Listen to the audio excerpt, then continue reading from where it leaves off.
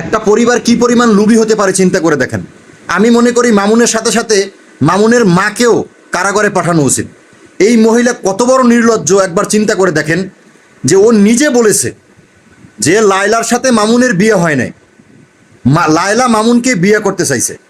তাহলে লায়লার সাথে যেহেতু মামুনের বিয়ে হয় নাই, দীর্ঘদিন তারা একই বাসায় একই ছাদের নিচে একই রুমে কিভাবে থাকলো?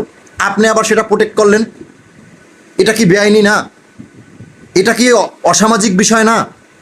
আবার এখন আইসা আর একটা বয়স্ক মেয়েকে বিয়ে করছে, সেটাকে নিয়েও তালবাহনা। মানি এই ছেলেকে দিয়ে একটা ব্যবসা শুরু করছে। লায়লার টাকা ছিল, লায়লার সাথে একটা বিয়ার নাটক কইরা দীর্ঘদিন লায়লার টাকা পয়সা খাইছে।